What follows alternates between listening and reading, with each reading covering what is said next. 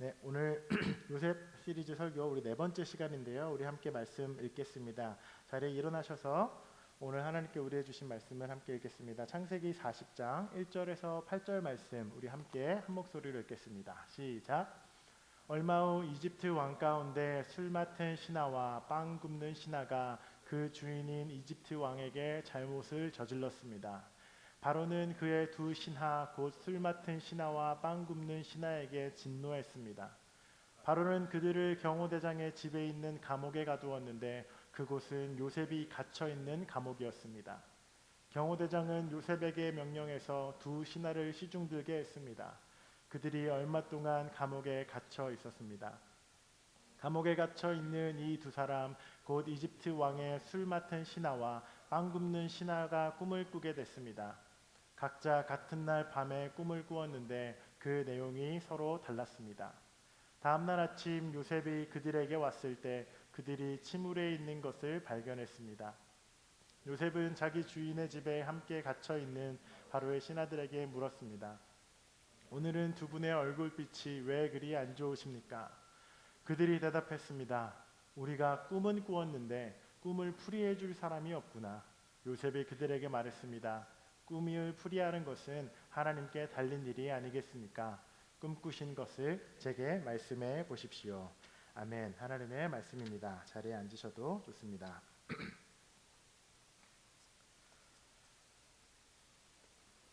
요셉의 네 번째 이야기입니다. 요셉의 이야기가 설교 시리즈로 이렇게 준비를 하다 보니까 와, 생각보다 되게 많은 내용이 담겨 있어요. 다 우리는 그 지난주에 봤던 이집트 왕자 영화를 봐서 요셉의 이야기가 그냥 이렇게 짧다고 느꼈는데 굉장히 많은 성경의 지면이 요셉을 기록하고 있습니다. 그래서 우리가 원래는 4주, 원래는 오늘까지가 요셉 설문 시리즈였는데 조금 더 해야 될 것 같아요.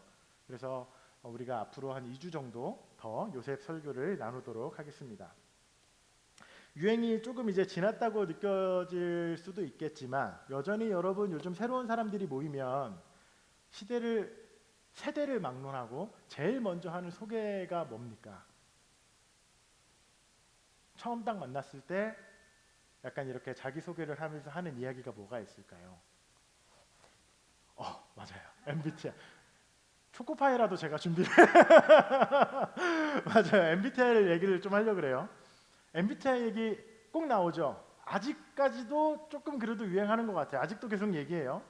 아시는 것처럼 이것은 성격 유형 검사인데 총 16가지 조합으로 나오죠. 그래서 이 사람이 외향형의 사람인지 좀 내향형의 사람인지 혹은 감정적인지 이성적인지 상상을 많이 하는지 현실적인지 뭐 이런 유형의 분류들을 합니다.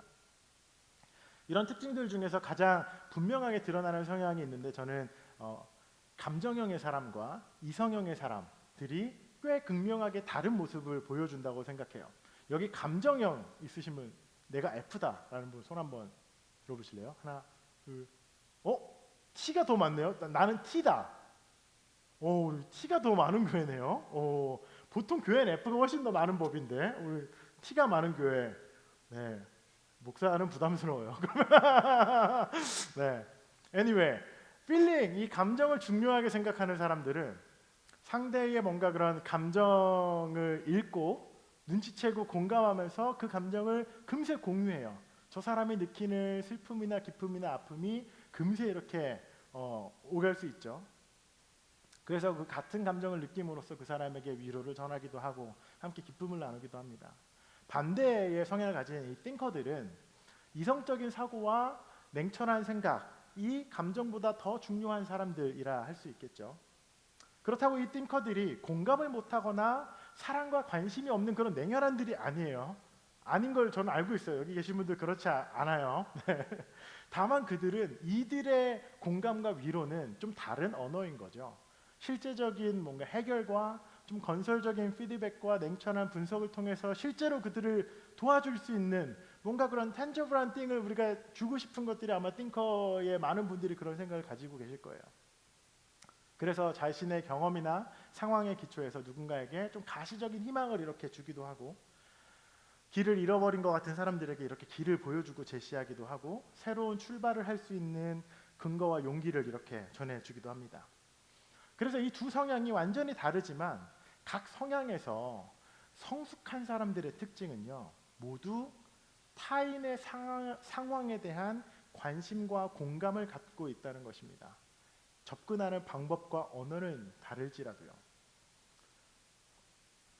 아무리 감정적인 성향을 가지고 있는 사람이라고 해도 그 인격과 경험이 무르익지 못한다면 그 사람은 아마도 자신의 감정에 충실하고 그것이 가장 중요한 사람이 될 뿐입니다. 이성적인 성향을 가진 사람 역시 마찬가지죠. 자기 자신의 이익이나 편리함 또 우월감에 휩싸여 있을 수 있어요. 성숙하지 않은 인격을 가지고 있다면 말이죠. 때문에 여러분 중요한 것은 내가 뭔가 감정적이냐 이성적이냐 이게 아니라 그 인생이 사실 얼마나 성숙해지고 자신만을 위한 좁은 삶에서 그 삶의 지경이 넓어졌냐, 이게 우리가 진짜 우리에게 던져야 할 깊이 있는 질문이라 그렇게 생각이 들었습니다. 우리의 신앙생활, 우리의 기독교의 믿음은 우리의 인격과 따로 떨어질 수 없고 우리의 믿음이 깊어지고 하나님을 알아가면 알아갈수록 그 영향력은 우리의 주변과 사람들에게 흘러갈 수밖에 없습니다. 계속해서 요셉이라는 인물에 대해서 말씀을 나누고 있는데, 누명을 쓴 요셉, 보디발의 아내로부터 누명을 쓴 요셉은 이제 감옥에 들어와 있습니다. 몇 년형, 5년형, 10년형 이런 형을 선고받고 온 게 아니에요. 그냥 종신형입니다. 언제 나가게 될지, 살아서 나갈 수 있을지 알 수 없는 상황입니다. 감옥에서도 모범수로 인정을 받아서 꽤 괜찮은 생활을 하긴 하지만 그의 삶은 이전에 보디발에서 집에서 일했던 것과는 또 다른 삶의 상황입니다. 아무리 자기가 열심히 해도 누구에게도 발견될 수 없고 어떠한 꿈이나 미래를 그릴 수 없는 어두운 감옥에 있죠. 그런데 이 요셉의 수감 생활 중에 아주 특별한 사람들을 만나게 되는데, 오늘 우리가 읽은 본문입니다. 이집트 왕인 파라오, 성경에서 바로라고 이야기하는 그 파라오의 술과 빵을 담당하는 신하들을 감옥에서 만나게 되었습니다. 이 고대 사회의 왕궁에서는 독살이 빈번하게 일어났기 때문에 이 왕이 먹는 음식과 술을 담당하는 사람들은 파라오의 가장 큰 신임을 받는 부하들이었습니다. 그래서 단순히 우리가 알고 있는 청와대나 백악관의 셰프가 아니라 오늘날 정치 구조를 상상해 본다면 파라오에게 직접 중대사를 자문할 수 있는 장관, 장차관급들, 고위 관료들이라 할 수 있겠죠. 그 사람들이 이제 요셉과 함께 수감 생활을 하는 겁니다. 요셉은 그렇게 이집트의 핵심적인 정계의 관계를 이제 넓혀가기 시작하고, 하나님은 당장 요셉은 볼 수 없지만 이 감옥에서도 요셉을 이렇게 이끌어 가고 계셨습니다. 경호대장이라고 하는 오늘 본문에 나오는 사람은 요셉의 전 주인이죠. 엑스마스터. 좀 이상한데요. 전 주인 이 보디발이 명령해요. 그 사람, 그 두 조의 강요를 요셉이랑 같이 지내게 이렇게 명령하고, 요셉에게 또 따로 불러서 너 이 두 명의 술 맡은 관원장과 빵 굽는 관원장을 잘 섬겨, 잘 시중 들어라고 4절에 그렇게 이야기합니다. 그렇게 그 사람 요셉과 이 관료들은 함께 수감 생활을 시작을 하는데, 오늘 설교, 오늘 메시지의 가장 중요한 요셉의 질문이 이렇게 나옵니다. 요셉이 이렇게 물어요. 제가 6절에서 7절 말씀을 다시 읽어보겠습니다. 다음 날 아침 요셉이 그들에게 왔을 때 그들이 침울해 있는 것을 발견했습니다. 요셉은 자기 주인의 집에 갇혀있는 바로의 신하들에게 물었습니다. 오늘 두 분의 얼굴빛이 왜 그리 안 좋으십니까? 이렇게 물어요. 오늘 두 분의 얼굴빛이 왜 이렇게 안 좋습니까? 여러분, 이게 요셉의 질문이 그저 이렇게 안부를 묻는 인사고 사실 되게 별거 아닌 것 같지만, 오늘 무슨 일 있어? 안 좋아 보이는데? 근데 여러분, 우리는 이 질문 하나로 그동안 요셉이 얼마나 많이 변화했는지를 발견할 수 있습니다. 성경은 요셉의 17살 소년 시절부터 그의 죽음까지 자세히 그의 일대기를 기록하고 있는데, 저는 요셉이라는 인물의 전환점, 이 클라이막스가 오늘 본문에 나온다고 저는 생각합니다. 요셉이, 그 두 사람이 침울해 있는 것을 발견했습니다. 이게 얼마나 놀라운 변화인 줄 아십니까, 여러분? 만약 과거에 채색옷 입던 요셉이 전혀 바뀌지 않았다면 아마도 내가 이 감옥에서는 그래도 꽤 잘 나가는 사람인데, 내가 영향력 좀 있는데 라고 어설픈 파워게임을 했거나, 혹은 너무나 천진난만하게 자기 자랑이나 떠벌렸을지도 모릅니다. 그런데 요셉이 달라졌어요. 완전 다른 사람이에요. 다른 사람들의 침울함이나 불편함이나 시기와 질투나 분노를 읽을 수 있던 사람이 아니었습니다. 요셉은 아시죠? 그의 과거, 그의 소년 시절 60마일이 넘는 들판을 여행하는 중에도 굳이 채색옷을 입고 그 걸음을 갔던 그 요셉, 본인이 받고 있는 편애나 사랑을 마음껏 드러내면서 자랑했던 약간 그 눈치 없는 요셉, 형들의 분노나 감정을 전혀 헤아리지 못했던 요셉. 꿈 이야기 기억나시죠? 자기 위로 12명의 형이 있고 심지어 아버지한테까지 가서 나한테 절하던데, 사람들의 표정이 막 일그러지고 막 부글부글 하는 사람들이 있었을 때도 아랑곳하지 않고 말합니다. 내가 다음날 꿈을 또 꿨어. 근데 이번엔 아버지도 나한테 절하던데. 다른 사람은 안중에도 없는 사람이었습니다. 그냥 어리고 철없는 자기중심적인 도련님이었을 뿐입니다. 그런데 요셉이 바뀌었어요. 지난 13년 동안 보디발의 집에서 종살이를 하면서 일했던 요셉은 억울함 누명을 썼지만 감옥 생활하면서 이런저런 사람들을 만났던 그 요셉은 더 이상 철없고 다른 사람들의 감정을 이해할 수도 알려고 하지도 않는 자기밖에 모르는 작은 인생이 아니라 변화였습니다. 마침내 요셉은요, 다른 사람들의 아픔과 고통이 무엇인지 볼 수 있는 눈을 갖게 됐습니다. 억울하게 누명을 쓰고 감옥에 갇히게 되면서 억울하고 낙심한 사람들의 인생과 그 마음을 알게 됐어요. 아무도 없는 타지에 홀로 이민 노동자로 살면서 소속감 없이, 가족들 없이 외롭게 자기의 삶을 꾸려야 하는 외로운 이민자, 노동자의 마음을 요셉은 알게 되었습니다. 그 모든 고통과 고난과 어둠의 시간을 13년, 15년 이렇게 거쳐서 요셉은 몸으로 그 삶을 배우고, 그의 영성과 그의 삶과 그의 인격은 이전과는 비교할 수 없을 만큼 깊어지고 넓어졌습니다. 상대방의 침울함을 발견할 만큼 타인에 대한 관찰력도 좋아졌고요. 그것을 정확하게 읽어내는 경험치와 눈치도 많이 늘었습니다. 다른 이들의 고통과 어두움에 관심을 갖고 연민을 갖고 또 기꺼이 물어봐요. 오늘 빛이 안 좋은데 무슨 일 있습니까? 라는 사랑과 용기를 가진 사람이 되기도 했습니다.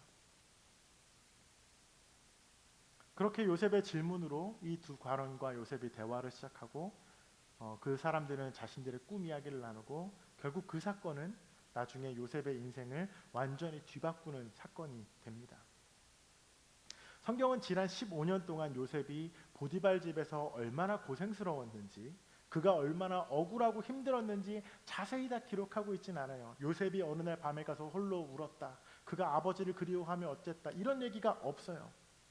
우리는 그저 짧지 않은 이 15년이라는 세월을 그냥 짐작하고 상상할 뿐입니다.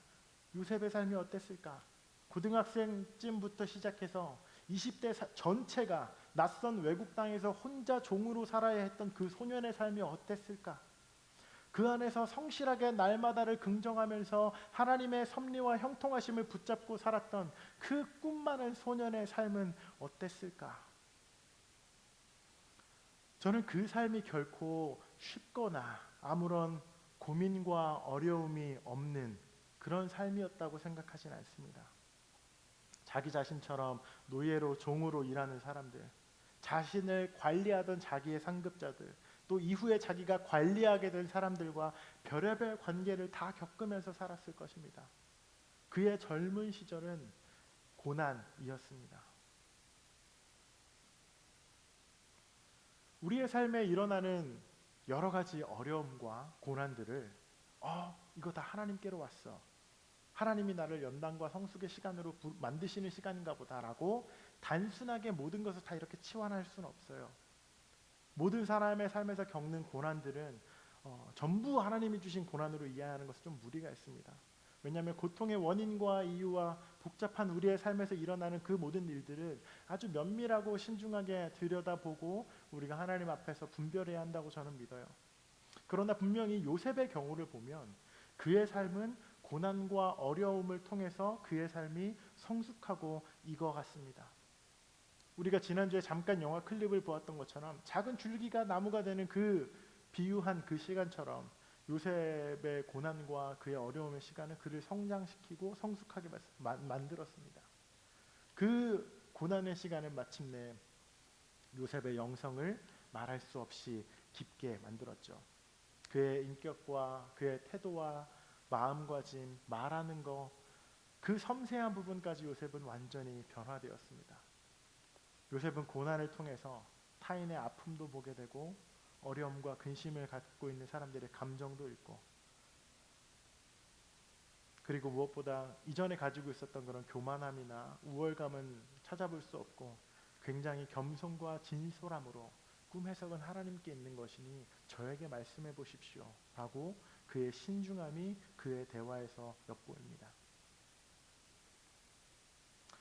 때문에 저는 오늘 이 요셉의 감옥의 이야기를 우리가 함께 나누면서 감옥에서의 요셉과 이야기를 통해서 우리는 우리의 삶을, 또 우리의 현실에서 일어나는 크고 작은 고난들을 보는 새로운 눈을 오늘 우리가 갖기를 원합니다.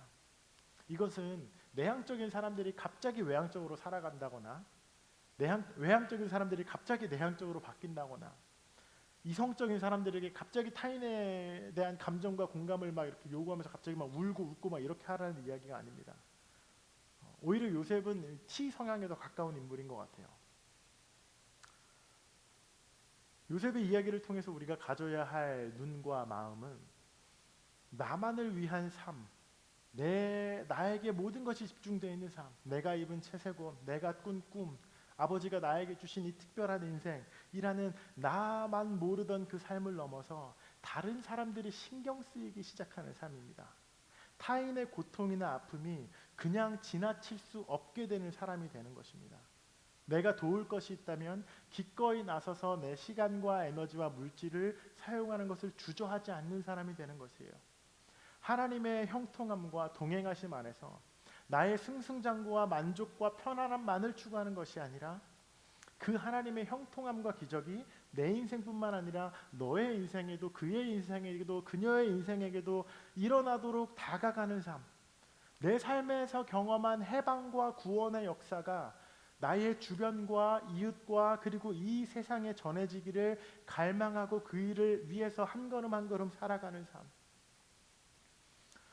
한 인생에 있는 고통과 아픔이 그치고 그 삶에 새로운 소망과 생명이 그 인생이 시작되기를 간절히 구하고 돕는 인생, 그것이 오늘 우리가 요셉의 삶을 통해서 보는 말씀이라 생각이 듭니다. 소년 시절 채색옷을 입던 17살의 용모가 준수하고 잘생겼던 소년 요셉보다 30대 중반이 되고, 30대 중반에 늙었다는 건 아니에요. 그냥 30대 중반이 됐어요. 네, 30대 중반이 되고 감옥에서 죄수복을 입고 당연히 관리가 잘 되어져 있지 않겠죠. 그런 조금은 누추한 모습의 요셉이 사실 여러분 더 근사해 보이지 않습니까? 그의 삶이 고난과 하나님과 오랜 시간 동행함으로 인해서 그의 인생이 성숙하고 엄청나게 깊어졌기 때문입니다. 그리스도인으로서 살아가는 것, 나 이제 예수님을 믿어, 나 크리스천이야 라고 말하고 살아가는 이 성숙한 삶의 신앙의 그 여정을 우리는 성화라고 부릅니다. Sanctification, Sanctifying Grace라고도 부르는데, 이것은 그리스도를 따르는 신앙의 여정을 통해서 우리가 더 이상 나 자신과 세상의 가치를 쫓거나 따르지 않고 그리스도와 하나님 나라의 가치를 따르고 그 다르심을 향해서 걸어가는 삶으로 바뀌었다는 겁니다. 방향을 바꿔서 하나님 나라를 향해서 걷는 인생이 되었다고 말하는 것이죠. 예수를 믿어 기독교 신앙을 가지고 있어라는 이 고백은 그리스도의 십자가의 사랑과 그 부활의 능력으로 말미암아 우리가 이제는 이전 모습 그대로 살아갈 수 없고, 우리가 새로운 생명과 삶을, 하나님과의 관계를 선물 받은 사람으로서, 은혜 입은 자로서 새로운 인생의 걸음을 시작하고 떼는 것입니다. 때문에 우리의 그 새로운 여정은 자발적이고 감미롭게 하나님께 순종하고 따르는 것을 의미합니다. 때문에 빌립보서 1장 6절은 이렇게 말합니다. 나는 여러분 안에서 선한 일을 시작하신 분께서 그리스도의 예수의 날까지 그 일을 완성하실 것을 나는 확신합니다. 우리 안에 그리스도인으로 살아간다면 응당 그런 마음과 소망감이 생겨요. 우리는 어떻게 그 사람들에게 하나님의 사랑을 전하고 생명과 복음을 전하고 그 인생이 하나님 앞에 그리고 그 인생이 어떻게 옳게 살아갈 수 있을까? 그것을 돕고 싶은 마음이 생기죠. 그 선한 일을 시작하신 분이 예수님이시고 그 그리스도가 우리의 삶에 동행하시면서 그 일들을 완성해 나가신다라는 것입니다. 채색옷이 벗겨지던 그 순간에도 이제 종의 옷을 입고 13년간 노동하던 요셉의 삶에도 억울함과 누명을 쓰고 이제 죄수복을 입고 옥살이를 하는 요셉의 삶에도 하나님은 늘 그와 함께 계셨습니다. 그리고 그의 삶에 형통함과 성숙함을 이뤄가셨죠. 그 하나님께서 오늘 여러분의 삶에도 여러분의 현실에도 동일하게 함께 하시고 그 여정을 걸어가고 계십니다. 우리의 삶이 더 익어가도록 하나님 앞에 성숙해지도록 우리 자신이 가장 중요한 사람에서 내 직업과 내 성공과 내 플랜이 가장 중요한 인생에서 불편과 부담을 감수하고라도 타인을 돕고 사랑하고 아끼고 돌보는 사람들이 되도록 그렇게 우리의 인생을 변화시켜 가시는 것입니다. 누군가의 고통과 아픔에 깊이 연대하고 그들의 삶에 반응하고 도울 수 있도록 하나님께서 요셉을 그렇게 사용하셨던 것처럼 우리도 그렇게 부르고 계십니다. 그리고 요셉의 이 성숙한 인격과 하나님 앞에서 깊어진 인격은 이후에 그가 다른 형제들과 화해하는 일과 아버지를 다시 재회하는 일과 결국 그의 모든 가족이 애굽으로 들어오는 그 일에 그 요셉의 큰 인격, 하나님의 은혜가 그의 삶에 그리고 이스라엘 백성의 그 모든 역사에 가장 중요한 주춧돌을 놓는 일이 기회가 그렇게 됩니다. 때문에 사랑하는 모닥불교회 성도 여러분, 앞으로 1년 뒤 그리고 2년 뒤 여러분은 어떠한 모습의 신앙인이겠습니까? 여러분에게 영적 성장이라고 하는 것은 어떤 의미이고 우리는 그것을 어떻게 증명할 수 있습니까? 여러분의 삶에서 원하든 원하지 않든 찾아오게 되는 고난과 어려움들이 있는데 여러분은 그 시간을 어떻게 보내고 싶으시고 그 시간을 누구와 함께 하시겠습니까?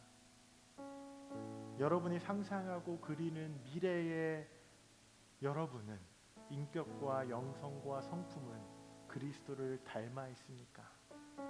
요셉처럼 깊어져 있습니까? 하나님을 믿는 일, 우리의 이웃이 침울해져 있는 것을 발견하는 것입니다. 우리의 주변 사람들에게 오늘 안색이 안 좋아 보이네. 무슨 일 있어? 라고 묻는 그 진심 어린 안부와 관심 그리고 섬김에서 시작합니다. 그 성화의 여정이 여러분의 머리를, 여러분의 가슴을 그리고 여러분의 손을 바꾸시기를 축복합니다. 그 착한 일 시작하신 그리스도께서 그 완성의 날까지 여러분 안에 그 선한 일을 이루어 가실 것입니다. 우리 함께 그 그리스도를 따라가는 인생들 되기를 소망합니다. 함께 기도하겠습니다. 우리 시간 함께 기도하실 때 하나님 오늘 요셉의 삶을 통해 그의 소년의 시절부터 그가 이제 중년이 되어가는 그 인생의 기간 동안 그가 얼마나 변하였는지 우리가 함께 보았습니다. 그의 삶을 성숙시키고 그의 삶을 더 근사하고 넓게 만들어 주셨던 하나님, 우리의 삶에도 간섭하여 주시고 하나님 우리의 삶도 이끌어 주셔서 우리도 그렇게 요셉처럼 넓어진 마음과 깊어진 영성 그리고 움직이는 하나님의 제자가 되기를 원합니다. 주님 우리의 삶에 간섭하시고 말씀하시고 일하시옵소서라고 그렇게 우리 함께 먼저 기도하도록 하겠습니다. 기도하시겠습니다.